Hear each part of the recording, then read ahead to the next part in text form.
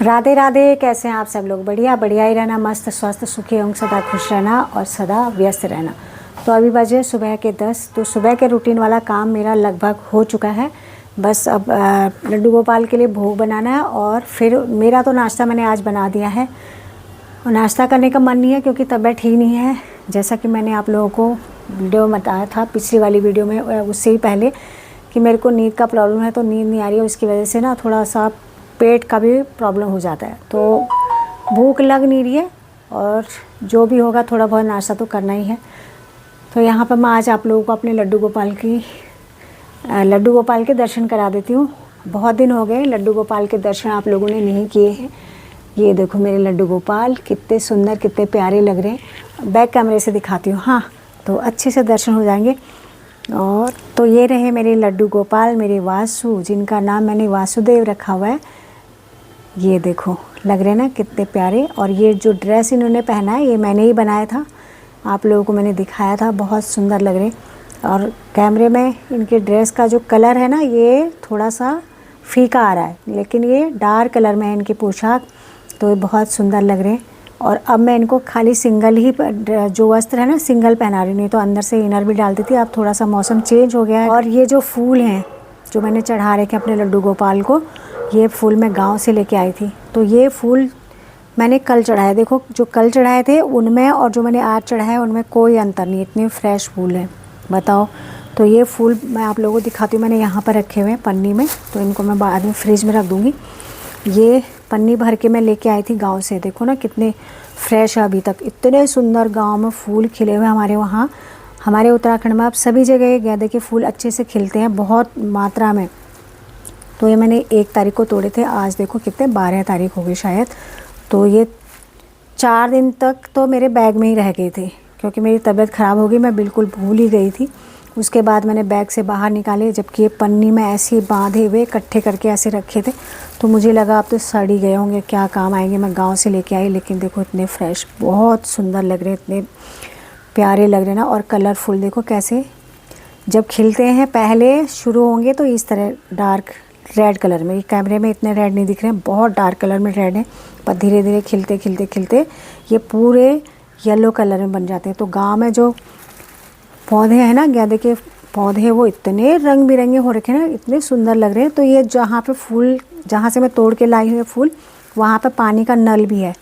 तो उन्होंने मेरे को कहा कि अपने घर पे से मैं तोड़ रही थी, वहाँ पे थोड़ा थोड़ा फूल जो है ना मुरझाने लग गए थे, मतलब इस तरह पीले होके थोड़े से वो मतलब सूखने लग गए थे। तो उन्होंने कहा ये क्यों तोड़ रही है, वहाँ से तोड़ के लिया।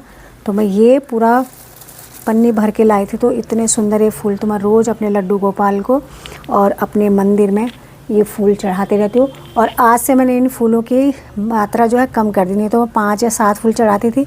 तो मुझे लग रहा कि फ्रेश हैं, कुछ दिन और चल जाएंगे। तो 2-2 फूल करके मैं अपने लड्डू गोपाल को और भगवान को मंदिर में मतलब ये फूल चढ़ाती हूँ। तो आप लोग इनके दर्शन करें। और मैंने अभी इनको भोग नहीं लगाया, भोग लगाती हूँ। और एक धूप जो कि मैं हमेशा ही हर दर्शन की धूप इस्तेमाल करती हूँ, मतलब पूजा में इसी का उपयोग करती हूँ। तो मैं ये आज इस तरह की धूप लेके आई थी। आज मतलब जब मैं गांव जाने से पहले धूप ख़त्म हो गई थी ना, तो लेके आई। तो मुझे लग रहा है ये धूप जो है साउथ से आई हुई है और इसकी खुशबू इतनी अच्छी है, क्योंकि साउथ की मैं इसलिए बोल रही हूँ ना, ये सोमनाथ मंदिर ये सब बना हुआ है, तो इतनी सुंदर इसकी खुशबू, मनमोहक खुशबू, हाँ बहुत ही सुंदर लग रहा है, बहुत अच्छा लग रहा है मतलब घर में ना। तो आप लोगों को मैं दिखाती हूँ कि ये फूल चढ़ाने के बाद जिन फूलों को मैं वहाँ से हटाती हूँ ना, तो उनका मैं कैसे इस्तेमाल करती हूँ। तो चले मेरे साथ बाहर और मैं दिखाती हूँ आप लोगों को। आप ही सोचोगे कैसी है यार, सच में उन फूलों का ना मेरे को मतलब ऐसे कहीं डालने का मन नहीं करता। अगर गमले में डाल दूँगी, सुखा दूँगी तो नए पौधे उग जाएंगे, तो वो भी संभव नहीं है क्योंकि यहाँ पर गिलहरी इतनी ज़्यादा है कि वो सारे फूलों को चूर चूर करके एक तो गंदगी मचाती है और फिर फूलों को खा लेती है। तो देखो मैं कैसे करती हूँ, पूरे गेट पे ऐसे ना सारे फूलों को लगा देती हूँ और कभी कभी यहाँ टेरी पर मतलब यहाँ पर चढ़ा देती हूँ फूल। मैं बैक कैमरे से दिखाती हूँ, ऐसे साफ अच्छे से नहीं दिखती ना।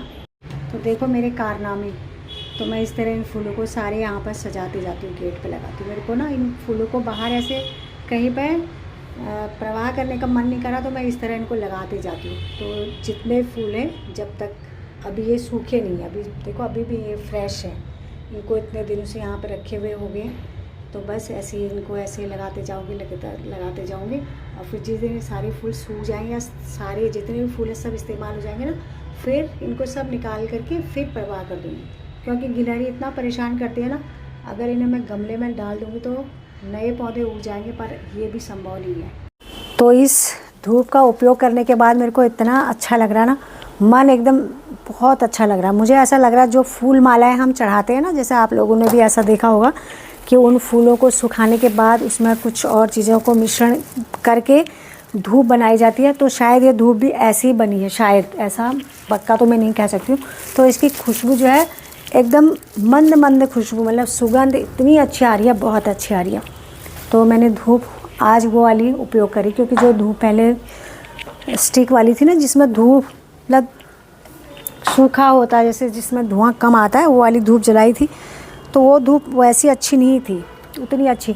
उसका ना मतलब स्ट्रॉन्ग सी आ रही थी खुशबू, जबकि जो सूखी धूप होती है उसकी धूप मतलब जो धुआं होता है इतना स्ट्रॉन्ग नहीं होता, लेकिन उसका स्ट्रॉन्ग था धुआं। तो वो धूप अब ख़त्म होगी, तो आज से ये वाली शुरू कर दी है।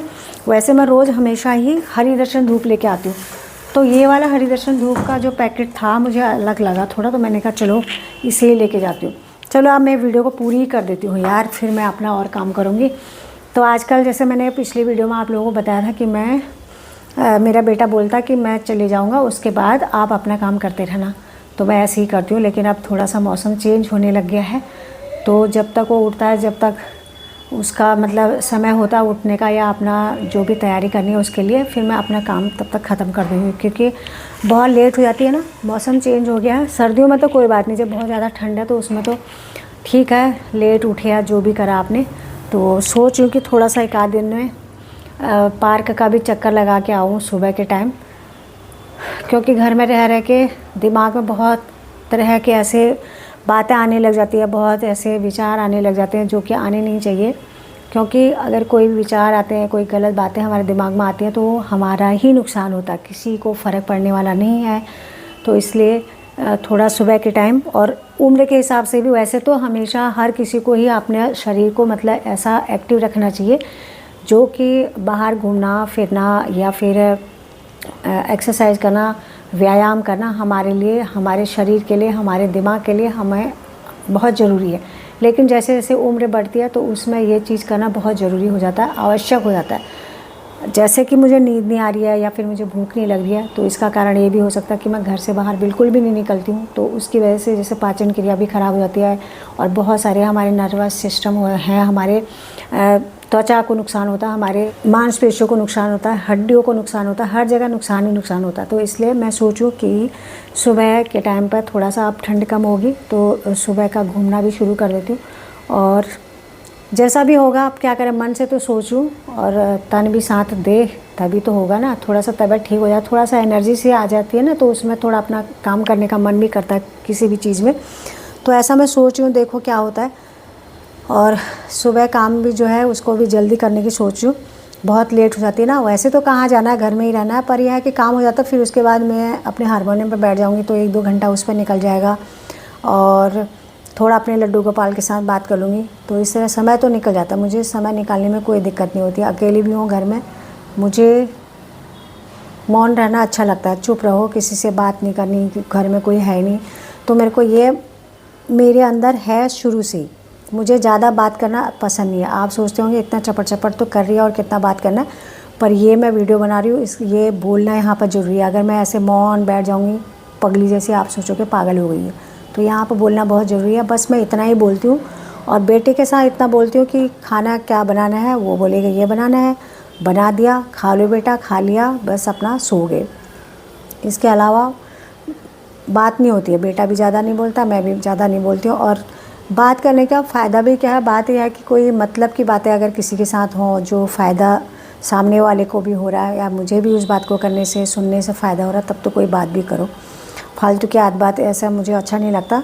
बाकी लोग जो है घंटों फ़ोन पर बात करते हैं, मुझे वो भी पसंद नहीं है, बिल्कुल ही पसंद नहीं है। अगर बात कर भी ली किसी के साथ तो थोड़ा सा खबर पूछ ली, उनके हाल चाल पूछ लिए, बात ख़त्म। बाकी मेरे को ऐसा बिल्कुल भी पसंद नहीं है।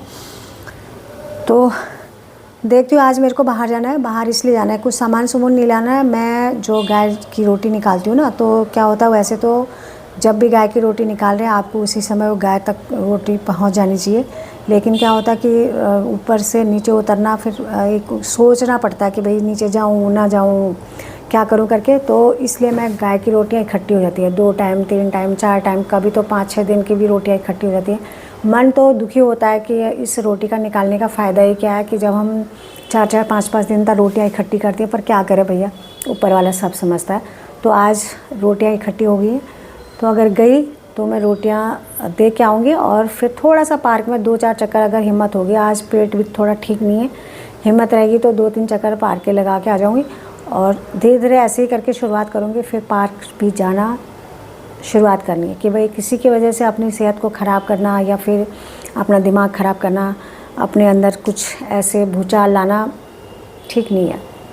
अब आप लोग समझ रहे होंगे, नहीं समझ रहे होंगे मैं क्यों बोल रही हूँ, क्या मेरे अंदर चल रहा है, अब क्या बोलूँ आप लोगों को। तो ये है मेरी बातें। और लड्डू गोपाल को भोग लगा के एक रोटी मैं भी खाती हूँ और फिर जाती हूँ बाहर और गाय की रोटी दे के आती हूँ। और गाय की रोटी मतलब गाय सामने गाय नहीं मिलती है, किसी ने ऐसी सेवा कोई कर रहे हैं, भाई महानुभाव ही हैं, महापुरुष ही मैं उनको मानती हूँ, क्योंकि 10 साल 10.5 साल मेरे को यहाँ पर हो गए हैं। तो 10 साल से मैं उनकी उस सेवा को देख रही हूँ। और वो हैं फ़ौज से रिटायरमेंट है, क्या है उनका, उन्होंने नेम प्लेट लगा रखी है, कोई अच्छे पोस्ट से वो रिटायर हो रखे हैं और इतने अच्छे हैं। जो भी वहाँ पर आता जाता है लोग ना, सबको राम राम राधे राधे बोलते हैं। और उन्होंने वहाँ पे एक बहुत बड़ी टोकरी रखी हुई है और ड्रम रख देते हैं बहुत बड़ा। तो लोग ना वहाँ पे बहुत सारे सेवा करने के लिए आते हैं, मतलब ये ऐसी सेवा देते हैं, जैसे गुड़ देते हैं और आटा देते हैं, बहुत सारी चीज़ें वहाँ पर देते हैं। तो वो उनकी सेवा मुझे बहुत अच्छी लगी, क्योंकि कोई इंसान अच्छा काम जब करता है ना तो कंटिन्यू वो नहीं कर सकता, उसका मन बदल जाता है। लेकिन 10 साल से मैं उन्हें देख रही हूँ, उससे पहले से वो कभी इस सेवा को कर रहे हैं।